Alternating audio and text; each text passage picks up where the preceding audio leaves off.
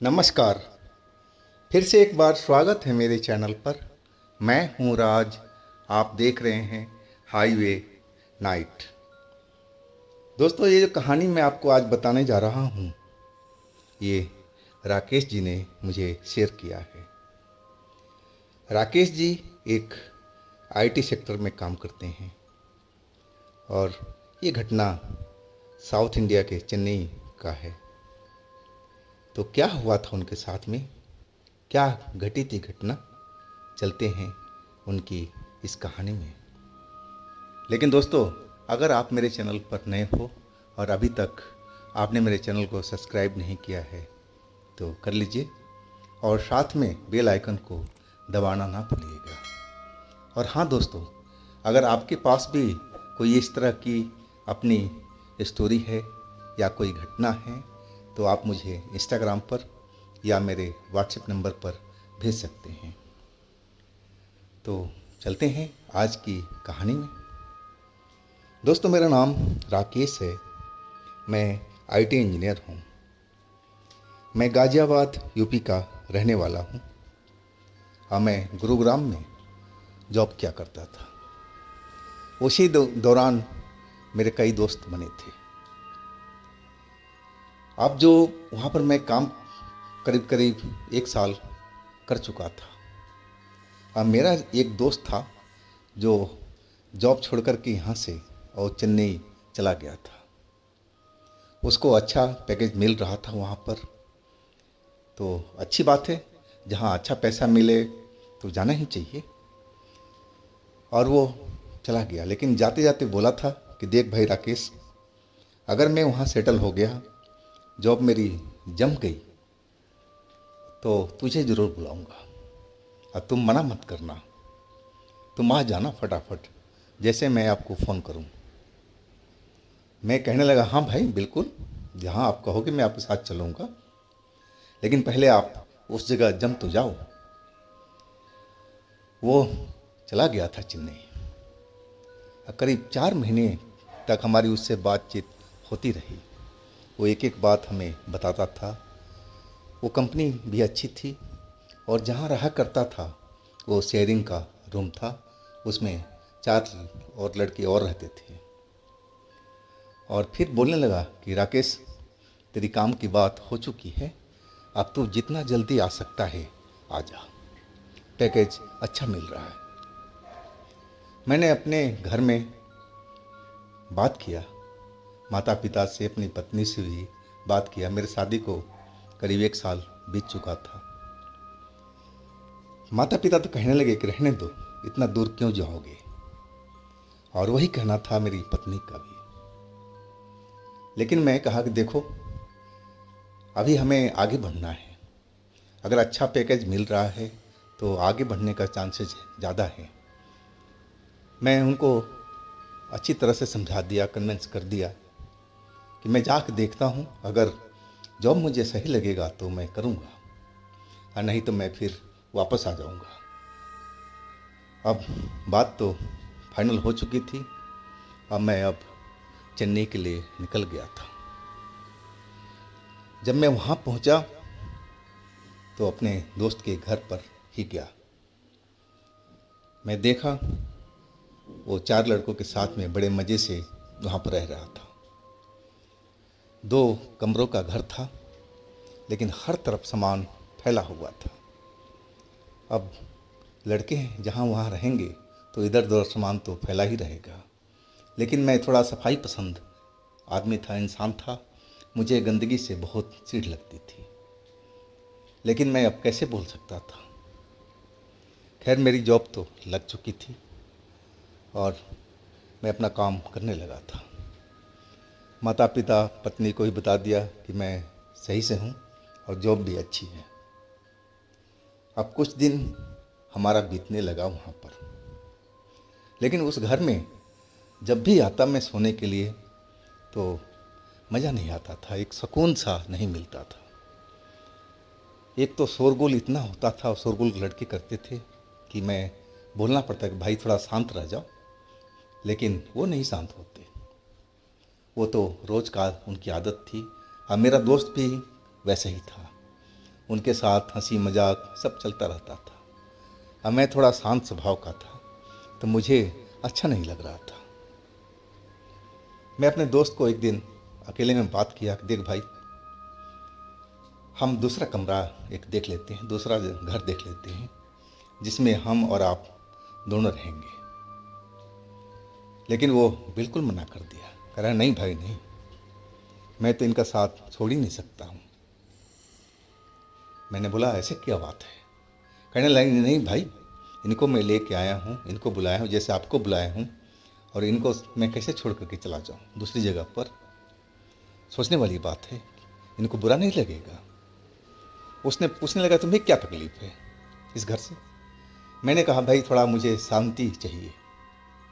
तो कहने लगा कि ठीक है तुम दूसरा ले लो ना, मैंने कौन सा मना किया है। और ऐसा करो कि भाभी को भी बुला लो, एक चलो मैं घर ढूंढवा देता हूँ। उसकी बात भी कायदे वाली लगी कि आखिर मैं एक घर अलग लूँगा, किराया भी ज़्यादा देना पड़ेगा, तो क्यों ना अपना पत्नी को भी बुला लूँ, और हमारा काम तो यही पक्का हो गया। मेरा दोस्त ने मिलकर के एक घर ढूंढा, हम भी साथ में गए थे। उस घर से करीब 1 किलोमीटर की दूरी पर था और एक रोड के किनारे पर नया घर बना हुआ था। आसपास में बगीचा वगैरह लगा हुआ था, आम के पेड़, केले के पेड़, कई तरह का लगा हुआ था।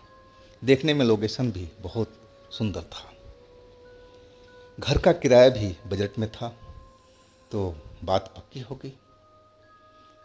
अब घर तो मैंने ले लिया और पत्नी से भी बात हो गई और माता पिता से भी बात हो गई कि अब मेरी पत्नी को आप लेकर आ जाइए। अब पिता भी बुजुर्ग थे, वो कहने लगे भाई मैं इतना दूरी तो तय नहीं कर पाऊंगा,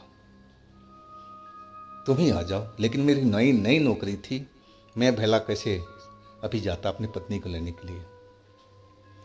आखिरकार मेरा एक भतीजा था और वो बोला कि मैं चाची को ले आऊँगा, आप टेंशन मत लो। चलो ये भी काम सॉल्व हो गया। अब बताता हूँ कि इस घर में पहली रात मेरी कैसे बीती थी। घर में मैं जो गृहस्थी का सामान है थोड़ा बहुत ले लिया था ताकि मैं खाना वाना बना सकूं, किसी चीज़ का कमी ना रहे। 2 कमरों का घर था ये भी, और आंगन भी आगे में था बना हुआ, और देखने में सुंदर घर था, नया घर तो था ही। अब पहली रात मेरी बीत रही थी आज। मैं खाना वाना बना करके अपना आराम से अपने खाट पर सो गया। ऑफिस में काम से थकान तो ज़्यादा होती है और मैं गहरी नींद में चला गया था। अब टाइम कितना हुआ होगा मुझे कोई अंदाज़ा नहीं था। हाँ, मैं 10 बजे के बाद ही सोया था। अचानक लगा, मेरे बगल में बाथरूम था और उसमें जिसे लगा कोई छपाछप बाल्टी के पानी मग्गा लेकर के नहा रहा हो, ऐसा आवाज़ ज़ोर ज़ोर से आने लगी और उसी आवाज़ से मेरी नींद टूट गई। मैं कई पल तो उस आवाज़ को सुनता रहा कि आखिर मेरे बाथरूम में कौन घुस गया है। मुझे कुछ समझ में नहीं आ रहा था, लेकिन मैं जा कर के देखना चाहता था। अब मैं भूत प्रेत पर यकीन तो कभी करता ही नहीं था, ना मुझे इन पर विश्वास था। है कि मैं नए ज़माने का और वो भी आईटी सेक्टर में काम करने वाला इंसान भला भूत प्रेत पर कैसे यकीन कर लेगा। मुझे लगा कि कोई बिल्ली उल्ली शायद बाथरूम में घुस आई है और वही लग रहा है कि टब में गिर गई है और उछल रही है, इसीलिए छपाक छपाक की आवाज़ आ रही है। मैं अब बिस्तर से उठ गया था और बाथरूम का गेट तक पहुंच गया। वो जब गेट तक पहुंचा तब तक आवाज़ वैसे ही आ रही थी, छपाक छपाक की, जैसे कोई मग्गा लेकर के पानी अपने बदन पर गिरा रहा हो। अब मुझे ऐसी ही आवाज़ सुनाई पड़ रही थी। मैं दरवाज़ा बाथरूम का एक झटके से खोल दिया। जैसे ही दरवाज़ा खोला और लाइट जलाई तो मैं देख करके हैरान रह गया कि बाथरूम में तो कोई था ही नहीं। जो खिड़की थी बाथरूम की जो बाहर खुलती थी उसमें लोहे के सरिये लगे हुए थे और उसका दो पल्ला था वो खुला हुआ था हवा आने जाने के लिए, और वो भी ऊंचाई पर था, बाहर से कोई उसके अंदर झांक भी नहीं सकता था। रास्ता कोई था ही नहीं, तो बिल्ली भी कैसे आ जाएगी। इतनी उस सरिये में गैप नहीं था कि बिल्ली उसके अंदर घुस जाए। तो आखिर इसके अंदर में क्या चल रहा था। मैं उस टब को देखा तो मुझे पानी बाहर में कुछ फैला हुआ दिखाई दिया, जैसे अभी अभी कोई इस जगह पर नहाया हो। लेकिन जब कोई था ही नहीं तो मुझे तो यकीन ही नहीं हो रहा था कि आखिर ऐसा कैसे हो सकता है। मुझे लगने लगा कि शायद नल का ऐसे ही छिटा वटा पड़ा हो और पानी अभी तक सूखा नहीं है। अब मैं दरवाज़ा उसका बंद कर दिया, लाइट बंद कर दिया और बाहर से कुंडी लगा दी बाथरूम की गेट की। और फिर मैं अपने बिस्तर पर आ गया था। कुछ देर के बाद मैं नींद में चला गया था। फिर वैसी ही आवाज़ आई जैसे फिर बाथरूम में कोई छपाक छपाक पानी गिरा रहा हो, नहाने का आवाज़ आ रही थी। अब मैं जल्दी से उठ गया। अब फिर मैंने बाथरूम का दरवाज़ा खोला, लाइट जलाया और फिर देखा तो उसमें कोई भी नहीं है। हाँ, इस बार कुछ ज़्यादा ही पानी बाथरूम में फैला हुआ था। तो आखिर कौन था बाथरूम में। कोई जानवर नहीं था, कोई इंसान नहीं था। तो आखिर ये क्या चल रहा है। लेकिन मैं भूत वाले नज़रिए से बिल्कुल सोचा ही नहीं। लेकिन खैर छोड़ो, जो भी है, कोई इसमें है नहीं तो मैं किसको देखूं।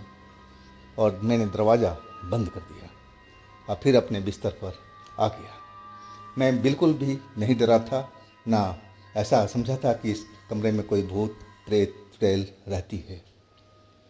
मैं सो गया था। इसके बाद तो मैं सोता ही रहा। सुबह हो चुकी थी। ये तो हो गई पहली रात की बात। मैं अब सुबह में नहा धो करके नाश्ता वास्ता करके अपना ऑफिस पहुंच गया था। कई बार मैं सोचा कि ये घटना को अपने दोस्त से शेयर करूं अपने ऑफिस में, लेकिन मैं सोचने लगा कि कहीं दोस्त मेरा मजाक ना उड़ाने लगे। वो कहीं कहने लगे कि यार, तुम एक इंजीनियर हो करके और ऐसी बात सोच रहे हो, ऐसा कहीं होता है। और यही सोच करके मैं उसको बोल नहीं पाया। खैर, अब हम ऑफिस से घर लौट चुके थे और फिर कमरे में खाना बनाने का जुगाड़ करने लगे थे। आज ऑफिस से भी हम काफ़ी लेट आए थे। मन थोड़ा थका थका था और मैं फटाफट खाना बना करके सोच रहा था कि खाना खाऊं और लेट जाऊं। और उधर से हमारी पत्नी मेरे भतीजे के साथ ट्रेन में सवार हो गई थी। फ़ोन पर मुझे उसने सूचना दे दी और कल के डेट में वो चेन्नई पहुंचने वाली थी। अब मैं खाना तो बना लिया और खाना खा करके मैं फिर वही अपना बिस्तर पकड़ लिया था। थका हुआ था, नींद जल्दी लग गई।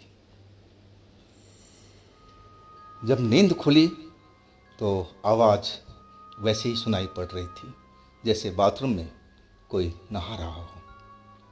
छपाक छपाक पानी की गिरने की आवाज़, जैसे टब में से कोई मग्गा से नहा रहा हो, वैसी आवाज़ फिर आने लगी थी।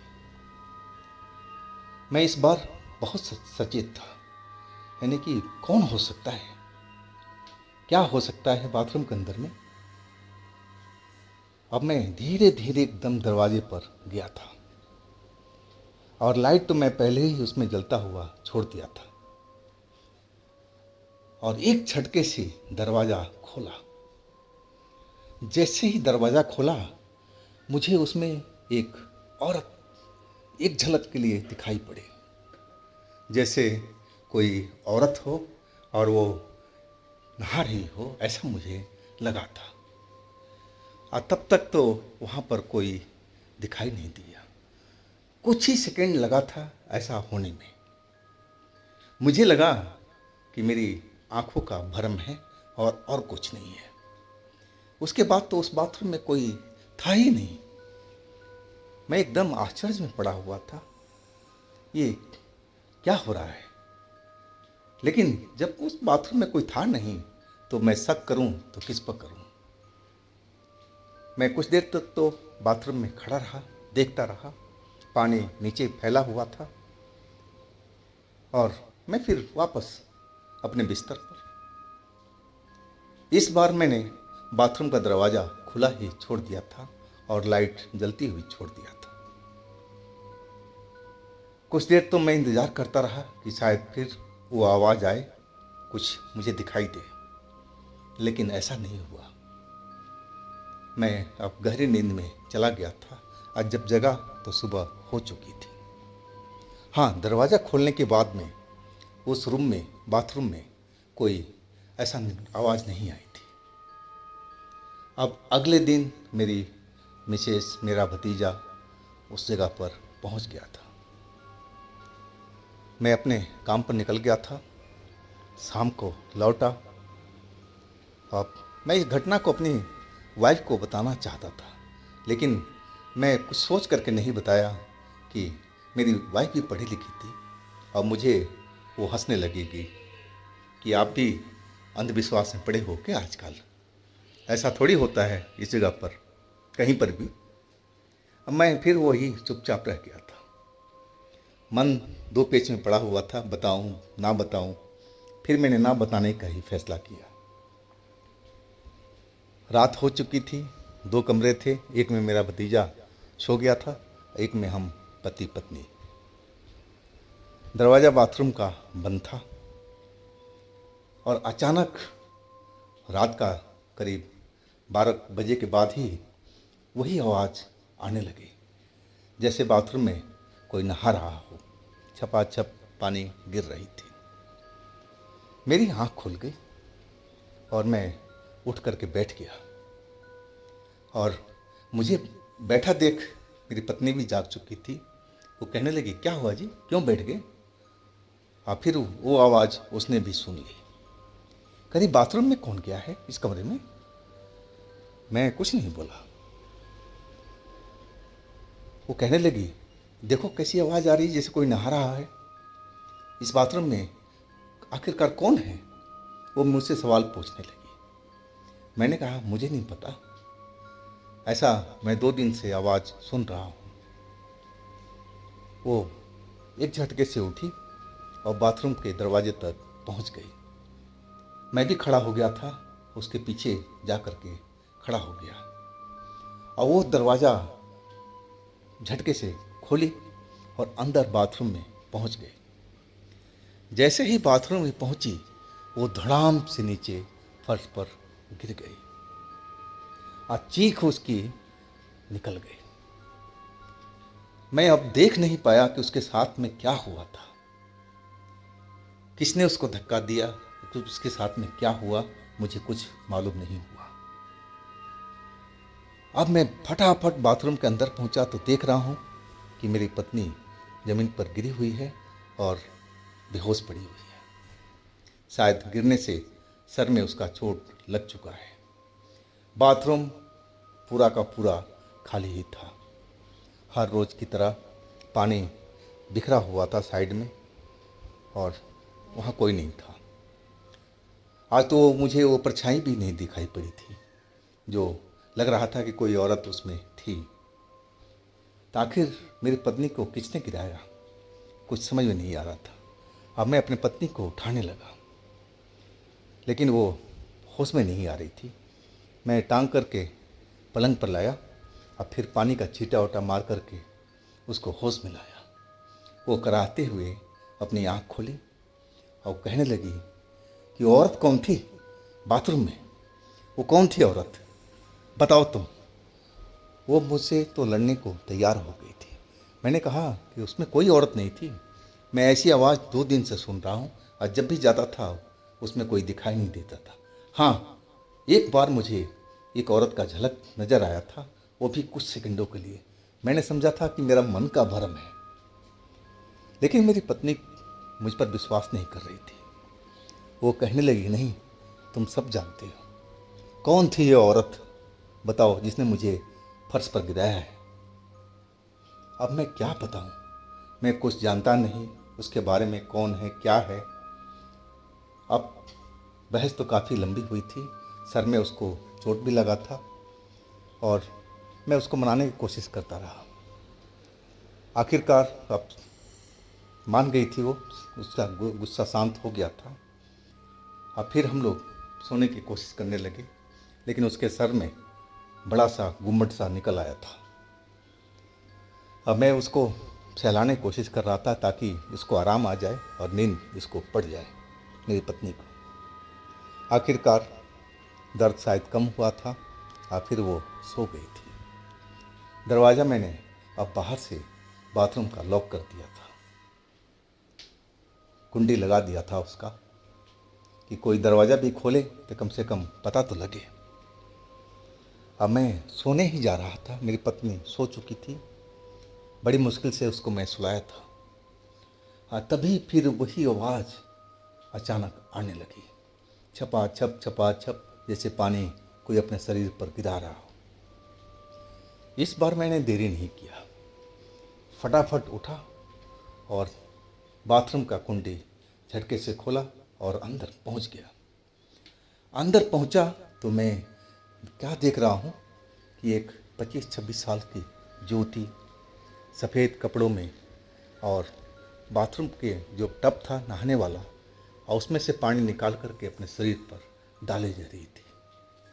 और उसने मेरी तरफ एक बार देखा और जैसे उसकी आंखें एकदम गुस्से से लाल हो गई हो, और वो मुझे अपने हाथों से धक्का दिया बाहर की साइड में।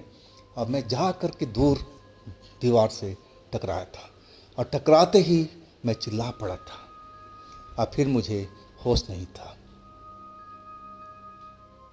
जब मुझे होश आया तो पत्नी मुझे होश में लाने की कोशिश कर रही थी, पानी डाल रही थी मेरे चेहरे पर। मेरा भतीजा मेरे पास में खड़ा था और वो मुझे होश में लाने की कोशिश कर रहा था, चाचा उठ जाओ, चाचा उठ जाओ। मेरी पत्नी भी वैसे ही बात कह रही थी। अब मुझे अब होश आ गया था। अब मुझे उस घटना को याद आते ही तो मेरे रोंगटे खड़े हो गए थे।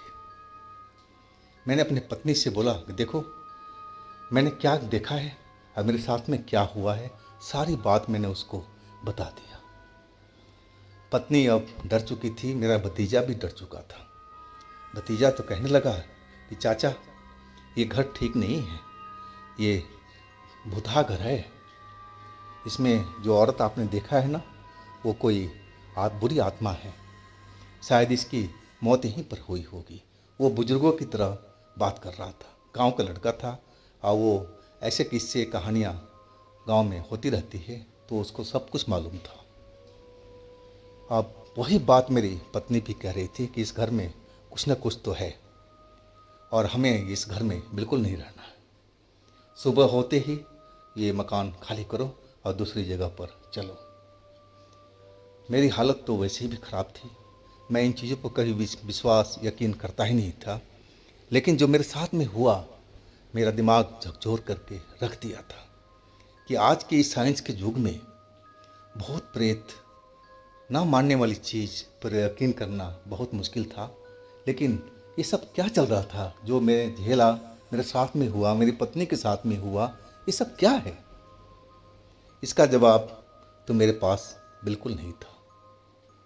आखिरकार हम उस घर को खाली कर दिए। दूसरा घर हमें मिल चुका था। शाम तक हम उस दूसरे घर में, हम लोग के साथ में ऐसी कोई घटना नहीं घटी थी, लेकिन वो जो डर था रात का, वो मैं आज तक भूल नहीं पाता हूँ, ना मेरी पत्नी भूल पाती है। जब भी उस घटना का हम दोनों याद करते हैं तो एकदम सिहर जाता है पूरा बदन, डर से कांप उठता है मेरा पूरा शरीर। तो दोस्तों, ये थी आज की कहानी राकेश जी का। अगर आपके पास भी इस तरह का कोई घटना है तो आप मुझे इंस्टाग्राम पर या मेरे व्हाट्सएप नंबर पर शेयर कर सकते हैं। और दोस्तों, मेरे दूसरे चैनल पर भी जाइए, उनमें भी अच्छी अच्छी कहानी मैंने डाल रखा हूँ जो आपको बेहद पसंद आएगी। चैनल का लिंक नीचे डिस्क्रिप्शन बॉक्स में दे रखा हूँ, तो एक बार उन चैनल पर ज़रूर विजिट कीजिएगा, उन कहानियों का आनंद ज़रूर लीजिएगा। मेरे इस चैनल को भी लाइक कीजिएगा, सब्सक्राइब कीजिएगा, शेयर कीजिएगा। और फिर हम मिलते हैं अगले दिन एक नई घटना, एक नई कहानी के साथ में। आप लोग अपना बहुत ही ख्याल रखिएगा।